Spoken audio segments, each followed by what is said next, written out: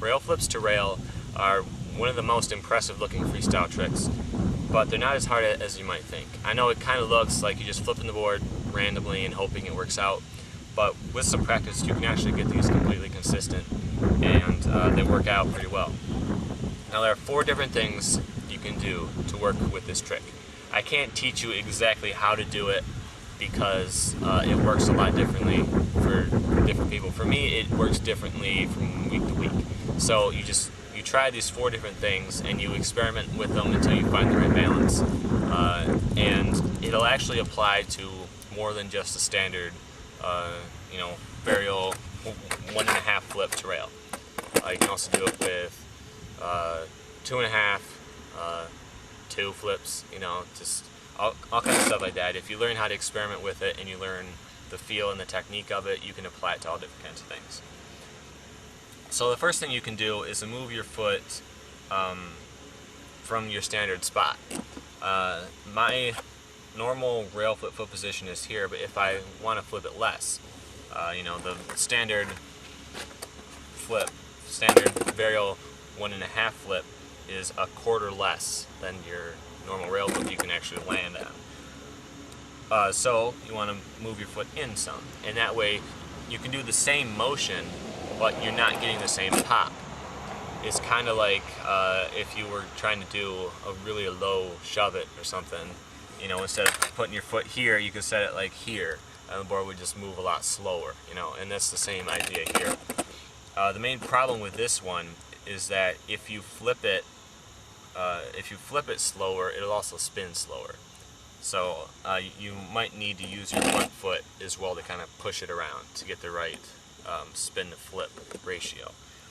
The second thing is the force you use.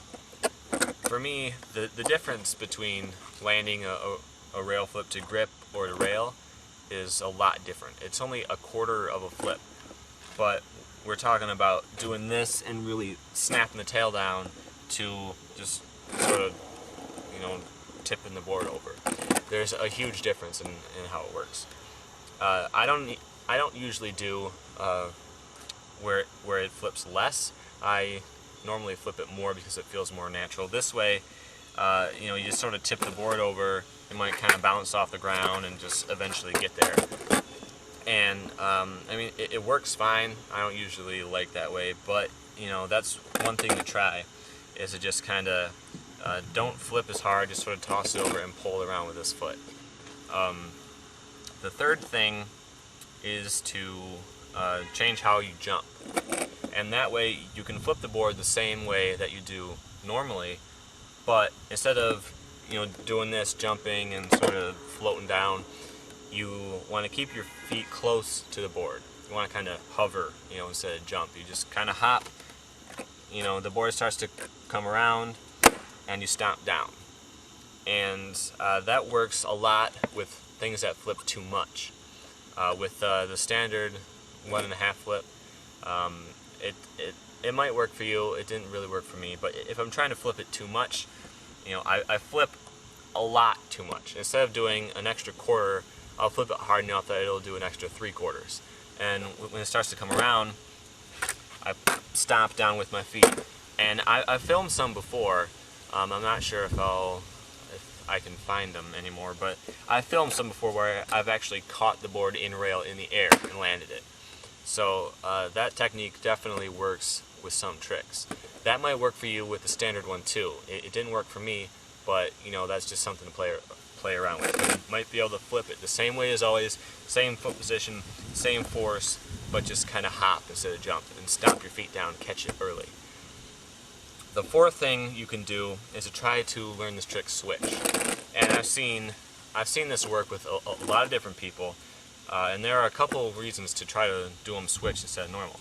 And the thing is, if you do this trick all the time, you might find that you can't land normal rail flips.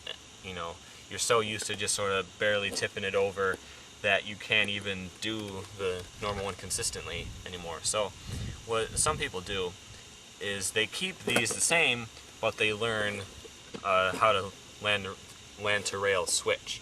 And that way, if you want to do flip to rail, you do it switch. If you want to just land one normal, you do it regular. And the thing about that is most people are worse popping with their off foot or with their front foot.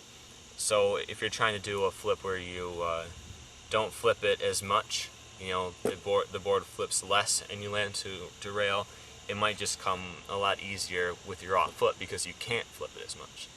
So those are the 4 things you can do.